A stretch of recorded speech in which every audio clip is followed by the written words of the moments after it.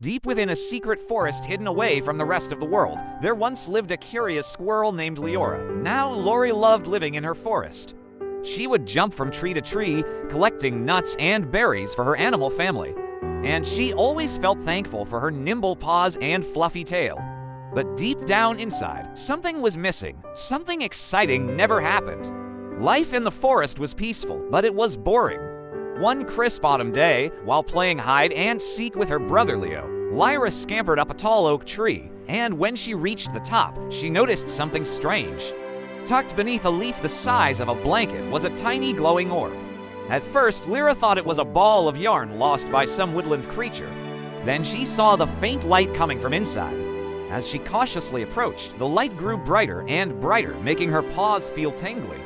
Just as Lyra reached out to touch it, the leaf above suddenly fell, revealing a beautiful emerald green leaf. It sparkled like 1,000 stars and emitted a warmth that filled Lyra's heart with joy. Then, just as suddenly, the leaf stopped glowing and everything went black. When Lyra turned to run home, she realized that she couldn't remember anything about her life in the forest. Who was she? Where did she live? The forest around her seemed unfamiliar. Filled with fear and uncertainty, Lyra stumbled through the underbrush until she collapsed at the base of a tree. That's when she heard a gentle voice saying, "Are you all right?" Startled, Lyra looked up to see a majestic white deer with kind eyes peering down at her. I don't know who I am," Lyra whispered, feeling ashamed. "I can't remember anything." The white deer smiled warmly and said, "Don't worry, little one. I know who you are. You're Lyra, a squirrel who lives in the cozy hollow with her family. Come, I'll lead you home." Feeling grateful, Lyra followed the white deer through the trees until she saw a cozy burrow nestled between the roots of an ancient oak. Reunited with her relieved family, Lyra learned that the mysterious green leaf had erased her memories, but something incredible had happened. Lyra now possessed the powers of the forest. She could talk to animals, heal plants with a touch, and even control the weather. Lyra was thrilled with her new abilities, but her happiness was short-lived. For days, dark clouds gathered over the forest, casting an eerie shadow on the animals below. Soon, heavy rain began to fall, causing the river to overflow and flood the forest floor. "Oh no, my nuts are all washed away," cried Harold, a brown squirrel with a drooping mustache. "My mushroom house is about to collapse," wailed Ferdin, and a portly toad with bulging eyes. Seeing the suffering of her forest friends, Lyra knew she had to act fast. Closing her eyes, she concentrated all her energy on the raging storm above, and then she unleashed a powerful gust of wind to blow the clouds away. Immediately, the sun peeked through the branches and the animals cheered in delight. Just then, a large shadow swept across the forest floor. Looking up, they saw a fierce hawk with sharp talons and an evil grin. "Looks like someone just made herself the most powerful creature in this forest," he cackled. "That's right," squeaked Harold, "but how could we ever stop him? He's too strong and fast." Suddenly, Lyra stepped forward. "There's one way." Taking a deep breath, she closed her eyes and imagined the hawk flying high above the tallest trees. With a flick of her wrist, she summoned a powerful gust of wind that lifted the hawk into the air. Thinking quickly, Lyra focused all her strength and blew the hawk higher and higher until he was out of sight. "Thank you, Lyra," whispered the white deer. "You have used your powers wisely," but Lyra couldn't shake the feeling that their victory was short-lived. That night, while the other animals slept, she snuck out of the cozy hollow and raced through the forest. Following a faint glow, she soon arrived at an enormous oak tree. Peeking inside, she gasped in surprise. There on a bed of leaves sat the hawk, his eyes glowing an eerie red as he held the sparkling green leaf from earlier. "So you want to be the most powerful creature in the forest?" Lyra asked, her voice trembling. "Very funny," sneered the hawk. "With this leaf, I am invincible. No one can hurt me now," he cackled madly, reveling in his newfound power. "That may be true," Lyra replied calmly, "but you haven't considered one important thing." Puzzled, the hawk cocked his head to the side and asked, "What's that?"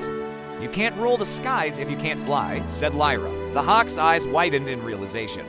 He tried flapping his wings, but they wouldn't lift him off the ground. Desperate, he flew into a blind rage, slashing his talons and feathers as he paced back and forth. But Lyra stood firm, knowing that she couldn't defeat him with her powers alone. She had to get the leaf back. Summoning all her courage, Lyra charged forward, dodging the hawk's swipes and nipping at his tail. But as she got closer, the leaf's glow began to fade, which meant the forest's magic was fading, too. Suddenly, Leo popped out from behind a log. "Lyra, what are you doing here?" "Mother said to stay away from this part of the forest. I'm sorry, Leo," Lyra whispered, "but I have to get this leaf back before the magic disappears." Hearing this, Leo knew he had to help. Together, the two squirrels dashed through the trees, distracting the hawk long enough for Lyra to grab the leaf, holding it tightly. She concentrated all her energy and blew a final gust of wind, sending the hawk crashing into the hollow log. Exhausted, Lyra slumped against the log, tears streaming down her face. But when she looked at the leaf, she saw that it was glowing brighter than ever before. As the other forest animals gathered around, Lyra knew she had made the right decision. She had protected her home and saved her friends. The white deer nuzzled Lyra's shoulder and said, "You have shown great bravery, young one. The forest will always be grateful." Then something incredible happened. As the forest animals cheered, the leaf began to glow, enveloping Lyra in its warm light. When it faded, she was no longer a plain brown squirrel. Her fur shimmered emerald green. Just like the leaf, she had become the guardian of the forest. Over the next few years, Lyra used her powers to protect her animal family and friends.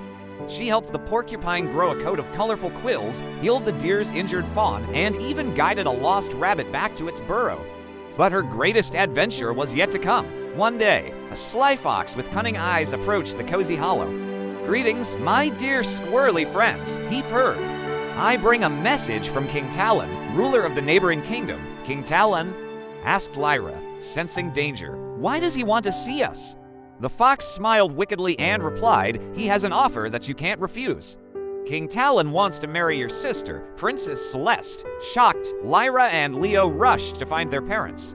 "We must warn Princess Celeste," cried Lyra, but it's too late. As they approached the castle, they heard the sound of wedding bells. Sighing, their mother explained, "It's already done.